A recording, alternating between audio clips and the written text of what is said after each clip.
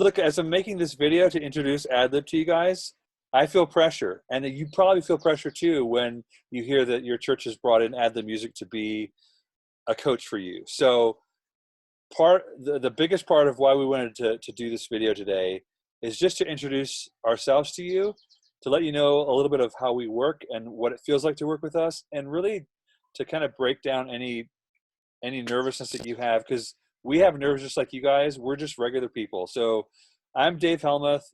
We have with us Tony Geyer and James Rachowski. And we're going to talk about what it's like to work with us from what we've heard from others and dispel some myths, I think, about what it is to work with us as coaches. So it's like an awkward first date. It is like a blind date, you know? Yes. It's like someone set you up with it. That's what you're right. It's like somebody set you up with it. Like, oh man, I don't want to get together with this guy. That is so true. No, it's right. It's right. And we hope that like you'll realize we're just, average Joes just like you. And it's like, well, why are you going to come in and, help us learn? It's like, well, because we've been doing this for so long, and we have worked really hard on our craft to be excellent at what we're doing. And because we love the church and we want to serve the church, and there's nothing that throws us more than to take people who aren't feeling as confident as it could be and help them, give them the tools and the support to feel really confident as they serve. Because we do the same thing that you do week in and week out, as far as serving at church. So it's we can relate. But I feel like because it's something that is different, the coaching thing is different. I'd like just maybe Tony, tell me what you think people sometimes think, when you first show up, or if I was going to coach you, what would you be worried about? Yeah, right. Well, I always tell folks when I go in, I'm not here because there's some big problem and I need to fix you, like you need to be fixed. I think it's more like taking the credit card to Home Depot and buying tools so that everybody can do their job better. And that's the way I look at it, is you have a unique opportunity where the church is like, hey, we care about what you're doing. We want you to be able to serve more effectively and more purposefully. So we want to do what we can to help you, and we want to, bring somebody along. So I look at it that way. That we're going on a shopping spree, and we're just having fun getting some tools. Yeah, but James, doesn't it seem like if we go into a church, we're just trying to make them like the next big church down the street? Isn't that our whole goal? Oh, absolutely not. I have been working with you guys for 7 years, something like that now. And my coin phrase is, we want to make you be the best you that you can be. The whole idea of coaching is to walk alongside somebody and help them recognize a lot of the stuff that you're kind of blind to because you're living in it every day. And so the best tennis players, the best athletes have coaches that they pay tons of money to make sure that they're on top of their game. And so anything like this, it's like Tony was saying, that's the church investing in you guys. That's bringing people alongside you to watch your tennis game and to say, hey, maybe you don't know it, but you drop your shoulder every time you do this. And you got to keep that up. And it's the same kind of idea. It's what do you think God's purpose for this church to those people in that moment in this season of life is for, and how can we, once we identify that, how can we best fulfill that? Yeah. But yeah, I think that's significant, Jim, because when we're going into a scenario, I think there's that fear that, oh, they're going to try and make me into something that I don't want to be, and that's not really what we do. It's I think it's so important that we're taking a look at stuff and saying, what is the culture of your church? Like what's working for you? What's important to you? What are your what's the word for what things are important to you? Your values. And yeah, exactly. What are your what values are important so that we can help you be more effective at reaching those goals. Yeah. No church no two churches are exactly alike. Each have unique things about them, and I think that that's part of the nature of why there is so many different churches. And I don't think it's appropriate to fight against that. I think the goal is to see, what can we do to help you get there? Yeah. And James, you mentioned, athletes who use coaches, and I don't think you said star athletes, but certainly star athletes use coaches all the time. But is there like a bar that you would need to be as a worship team member, as a tech, as a worship leader, some kind of a bar that you need to be up to benefit from coaching, or do you have to be a star? No, I think that what you need to do is you need to be someone who cares about the worship at your church. You need to care about how it impacts the team, how you're invested in it, how it connects with the message that the church is trying to present, whether it's both macro and micro. So the overall message of being a part of the church, big picture, but also the day in and day out, how is it connecting with what's going on with the prayers, with the pastor, literally with every aspect of what happens. Worship is that whole thing. And then also, maybe most important, is how does that impact the people who are coming day in and day out? How does that connect with families who've been there since the beginning, and families who may have just walked in for the first time that week? Those are the things that you need to care about, because that's what coaching and walking alongside helps kind of uncover. Like Tony was saying, the beauty of something, and why I love starting like with a new church, is you just get to get a feel for what they do.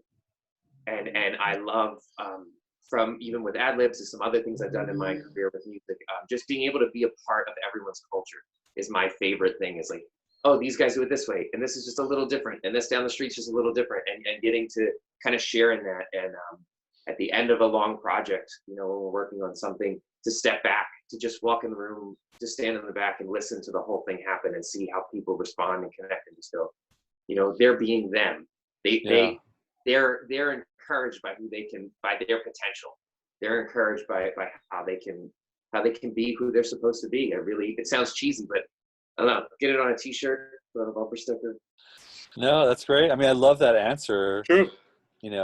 So whether you're a beginner, whether you've been doing this for a long time and just kind of want to keep growing, there's not a standard other than you have to care about what's happening, because if you don't do that, then it's pretty pointless. But if we focus on, especially if we focus on the younger people, then Tony, I mean, are we just kind of saying like this really isn't for the older folks, and we're kind of just ready to move on to the new generation and leave the old folks behind?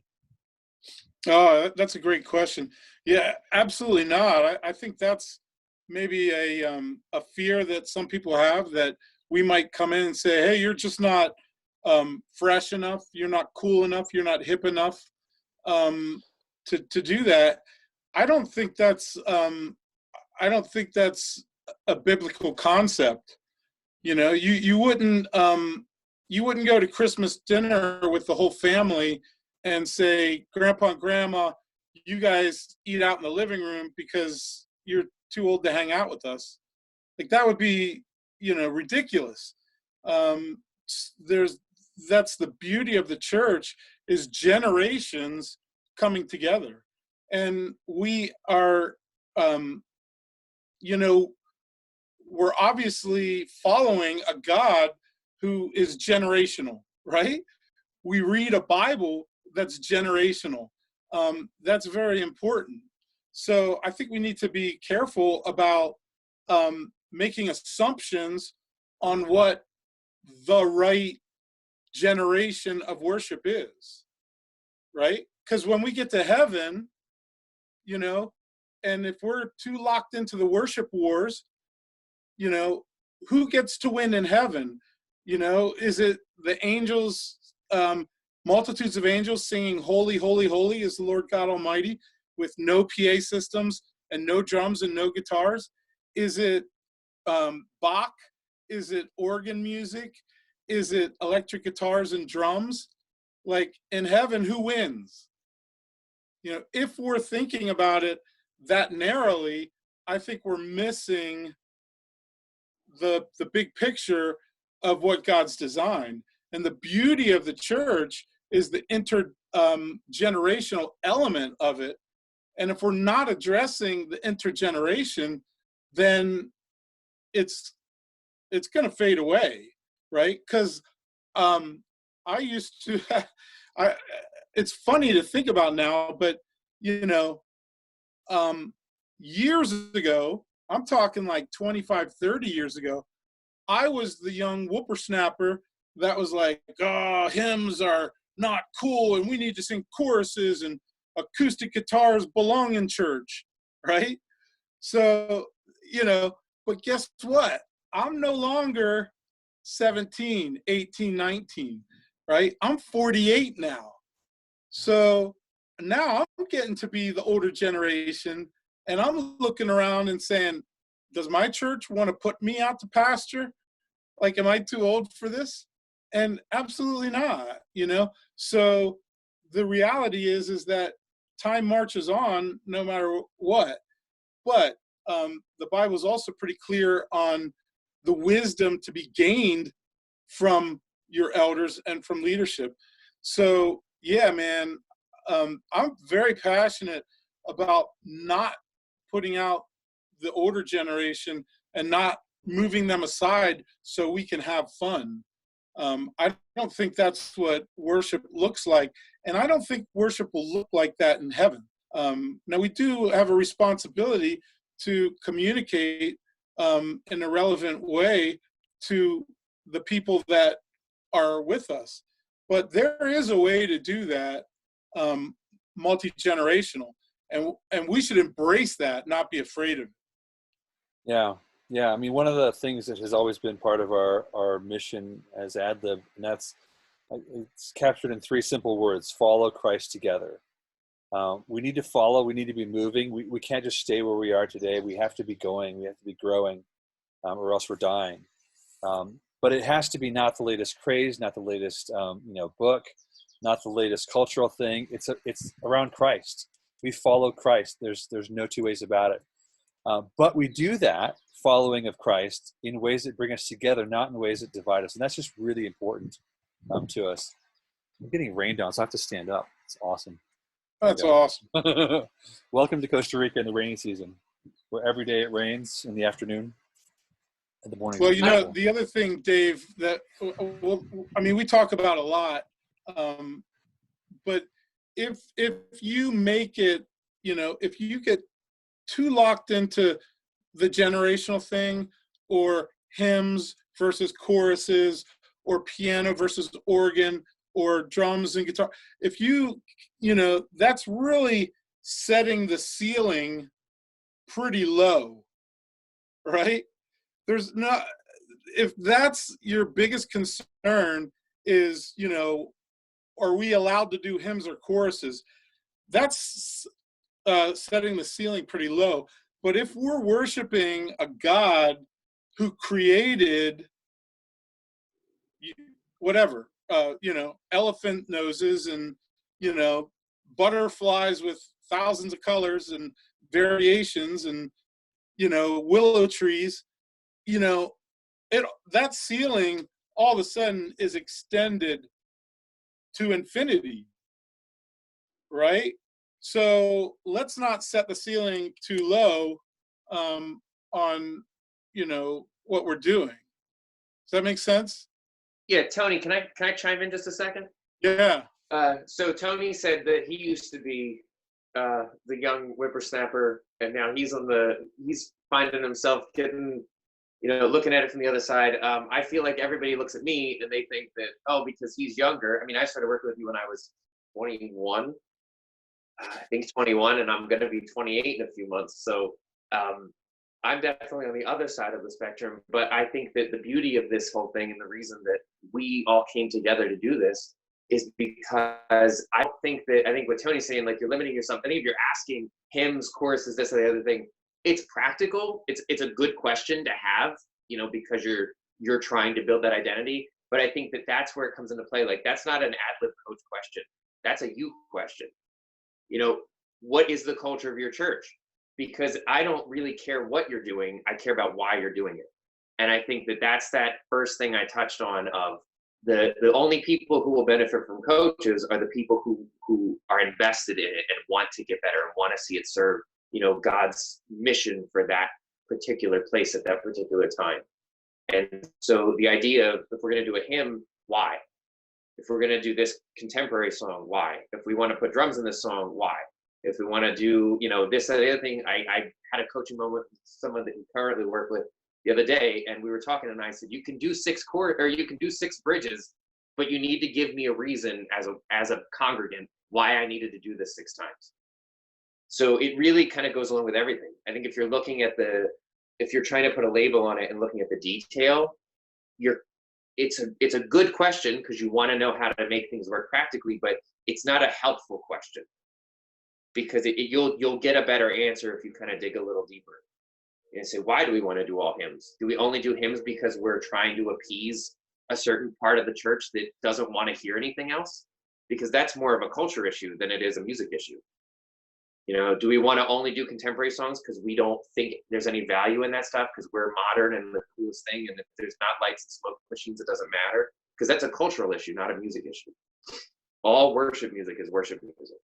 Even, like you said, Bach, anything, like, there's some beautiful instrumental pieces that just praise the glory of God better than, you know, anything that the English language can say. Yeah. That's good.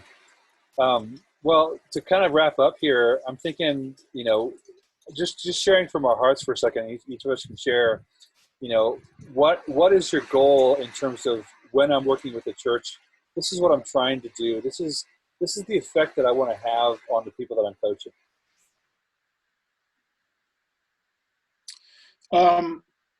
Well, I can start, you know, coming from the technical end of things. You know, what I run into a lot is, you know, there's a lot of fear involved in being the sound guy. You know, I mean, anybody that's done sound knows that fear of feedback, you know, coming and not knowing where it's coming from and how to stop it, right? That's a very real fear. So for me, you know, there's nothing that gives me more joy than to equip people with some tools so that they can, you know, not be so afraid of the soundboard, not be so afraid of their opinion as to why the music isn't working, you know, to trust their judgment, so that they can effectively serve their church and the worship team. Because the better they're able to serve the team and the better they're able to balance all those sounds in their room, the more effective they're going to be, and the more effective worship is going to be. Not because they're awesome, but we all know that the best sound operator is invisible, right? The best technology is invisible. All we're there for is to make things natural so that people aren't thinking about speakers, that they're not thinking about microphones, that they're not thinking about that, so they can do the business of worship, right? So what can I do to help people be less fearful of the position that they're in and feel more purposeful and like, yeah, you know what? I can do this. And it's a noble thing to serve my brothers and sisters in this way. Helping the word go out in the clearest possibility is a very noble task. You know, having a preacher that you can't hear because it's too loud, or it's too soft, or it's too distorted, or it's too muddy, or it's too tinny, you know, and the place you fit into that it's an amazing privilege to do that. And I actually enjoy it, even though there are times of terror that I still experience, you know, but we're in it together. So that's how I like to learn, is we're all learning together. I'm still learning. And I don't say that to patronize. I do this professionally. And when I'm not coaching, I'm a professional audio engineer. I'm a professional recording engineer. I have a recording studio. So I have to be competitive to feed my family, and I have to know things, and there's a lot to know. So I literally am still learning, and I enjoy the process of learning. So that's something that I'm hoping to bring into this. Is it's fun to learn, and it's a noble thing to serve people by helping them to hear in the clearest way possible. Yeah. That's good. You know, that makes me think, because it's true of James. It's true of me. I think like we so much love what we're doing as worshipers, as worship team members, as techs. Like we just love music, and we love to learn, and that's infectious. That, like, to see somebody else pick that up and be like, oh yeah, and then I tried this thing out and it worked, or I tried this thing out and it failed miserably, but this is what I learned.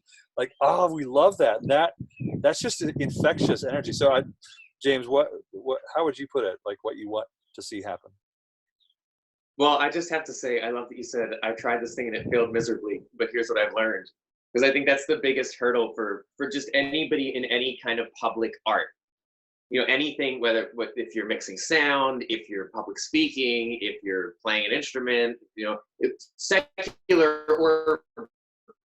or in the church, doesn't matter. That idea of like, oh no, everybody saw me not be perfect, and you just like hang your head and feel defeated. And like that idea, I heard somebody say the other day, you know, anxiety is the dumbest thing in the world, because all it does is it keeps you from being able to do the thing that you knew you practiced and could do. So it's like this defense mechanism that just completely sabotages you for no reason. If you did it a million times, then you get in front of people and you're like, what if I can't do that thing I just did a bunch of times? Oh no. But I just think that's so funny. I heard that, it really just hit me in a spot. But for me, working on a project is, I love connecting with the people individually. You know, I love approaching something and seeing them as this brand new group of people who just, the world is open, blank canvas, and they don't even know it, because they're just like, you know, we don't even know where we are yet. But then you walk with them and you work with them and you help them figure out, every single person, how they communicate, how they need to be communicated to, the things that they respond to, helping them identify and kind of see all of those things, and just seeing people reach a potential that they didn't even know they had. And I think that is just, for me, the most exciting part of this is stepping away from something, and like you said, seeing somebody say, I tried that thing and it worked. You know, and like, there's just, you can say it a million times, but everybody knows what that feels like at one point or another in their life. And to be able to have that comfort and have that, like, I can get this wrong and it's okay, because God is still on the throne, no matter how horribly I mess this up, you know, and vice versa. I can do this amazingly, but God is still on the throne. It doesn't matter how good or how bad I did. I'm just trying to, like Tony said, it's my privilege to be able to serve. It's my privilege to be able to help usher in this attitude and atmosphere of worship in a moment, and to see people freed to express themselves, to see people free to appreciate something that somebody else brings. You know, so maybe I didn't like hymns in this scenario, and we do a song and I see that hymn connect with somebody in the congregation, and then that just, it completely pivots the perspective of that person in worship. You know, maybe they didn't care for it in the beginning, but now all of a sudden they have this almost invigorating energy of like, you know, I'm seeing God move, and it's not about what I want or what I like. It's just, how can I contribute to what God wants to do in this moment? And so I just, you know, I'm kind of going around it in a bunch of ways, but like I said, when I first introduced myself, I love standing in the back of the room at the end of something, or through the progress of something, and seeing people do what they didn't even know they could do. And they're doing it all by themselves, because it's their passion that's driving them. It's their growth that's helping them achieve those things. And it's their freedom to fail that's letting them kind of lift their wings and just try something and go for something, and seeing it connect with people. It just, there's so many aspects of it, but there's just something about seeing that person free to be themselves. Yeah. Yeah, I love it that you said that, Jim, because I was thinking a large part of my my learning years, learning audio, was living in Nashville and touring with professional artists and musicians. And but what the pitfall in that is that you have these professionals that everybody looks up to, and oh, they're the pinnacle or they're the greatest or whatever. But I find it way more fulfilling to work in the church, because in the church you're truly serving people that are in your family.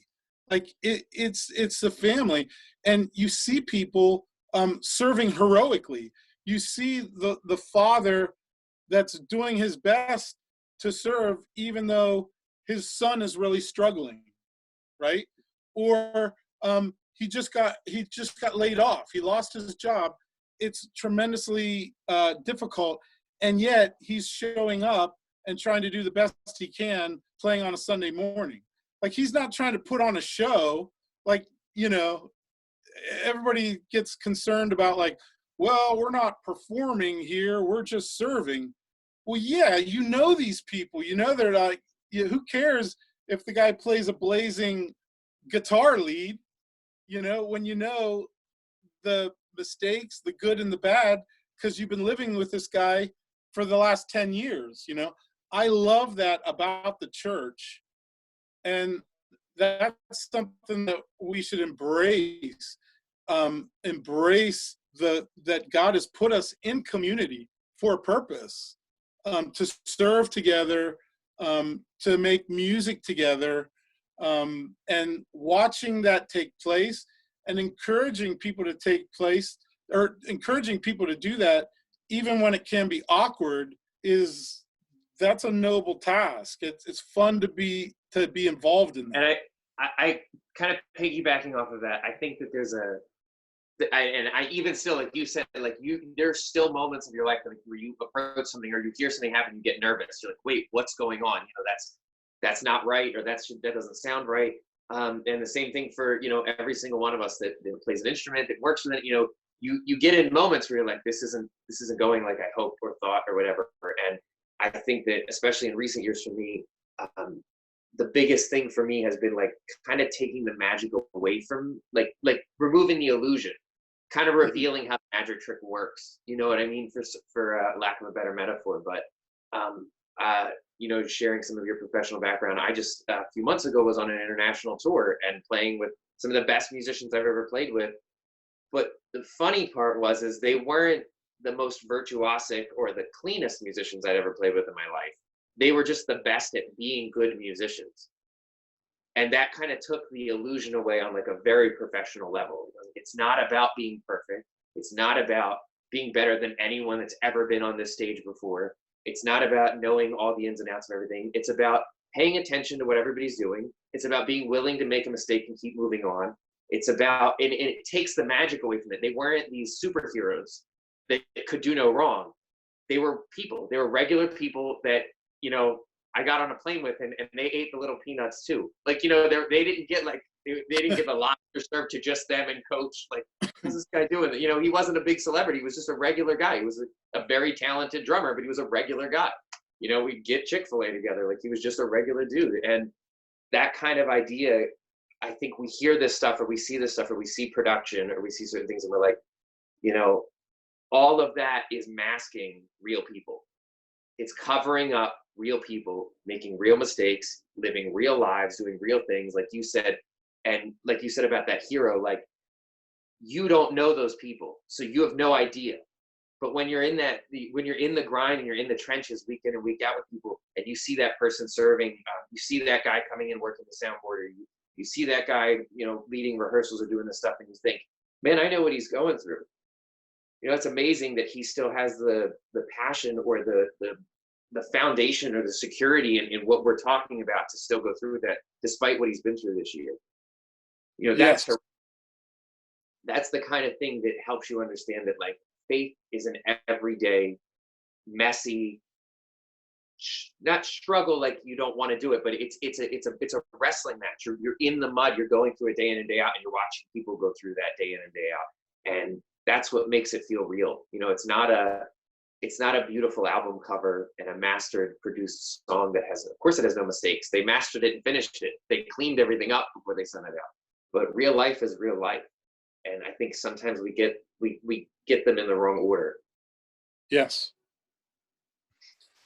That's good. That's good. Well, you know, what we do is build relationships to strengthen the church, and when we get to walk alongside a church for a while, that's really the way we look at it. Like, we're not coming to a job, you know, we're not coming to a clinic to fix you. We're getting the privilege to walk alongside of you for a season, where we've committed to say, yes, we're going to do this. You know, and you notice there's 3 of us talking today, and there's more of us coaches on our team. But that's the way we do things. We do things in teams. We love to collaborate on projects because just like you only see, you know, your church for the most part, right? And so when we come in with a fresh set of eyes, like, oh, we see things. Look at this perspective. Like, you know, we hold up a mirror and say, do you see this? This is what things look like to other people. Well, it's the same thing. We model that ourselves as coaches. We work together so that we can make sure that we're giving you the best advice possible, the best service possible, the best perspective possible, the most rounded perspective, because we each pick up on different things. You know, it's a very scriptural model. You know, each part does its work as the body is built up. So it's a true joy and a true honor to be able to walk with worship teams, walk alongside for a season. And so that's kind of what we'll close with today. Do you guys have any closing thoughts or good? Oh, I have lots of thoughts. I mean, Jim and I could do this all day. That's true. It's condensing it. That's the hard part. Yeah. What I say, but I don't know. All right. Well, cool. I would just say, if we have to say something to leave, I would say be encouraged. You know, be encouraged to know that the fact that you're even watching something like this means that people believe that there's something for you, that there's a purpose for you to serve. You know. Yeah. That's great. That it matters. You know, believe that what you're doing matters. That, you know, the guy at the soundboard, it matters that you're there. The musicians, you know, it matters. And, you know, God has called us to worship him.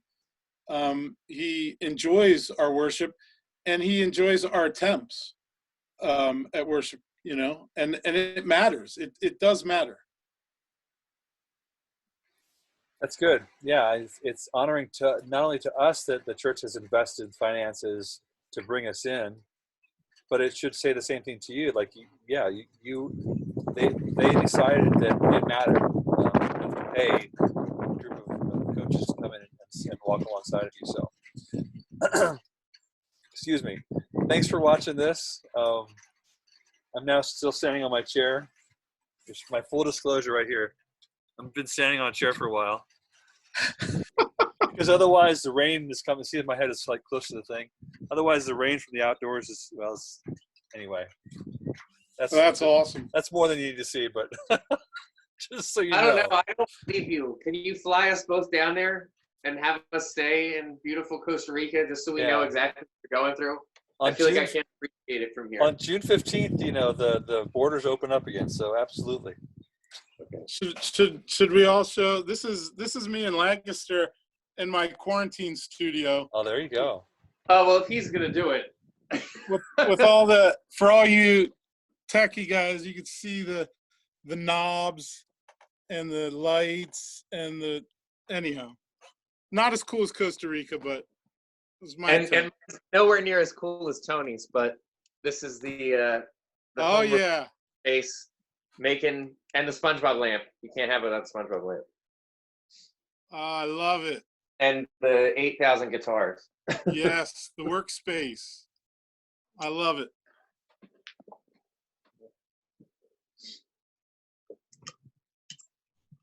everybody's stuck inside right now, so Oops. I'm sure they can all appreciate being tired, being in the same space every day. Yeah. Yes. Yeah, I'd show you my 6 kids, but they're taking naps right now, so I won't wake them up. That's okay. That's what they're supposed to be doing. I better go check. Yeah. All right. Well, thanks for watching this. We look forward to meeting you soon and working with you guys. Take care. Yeah.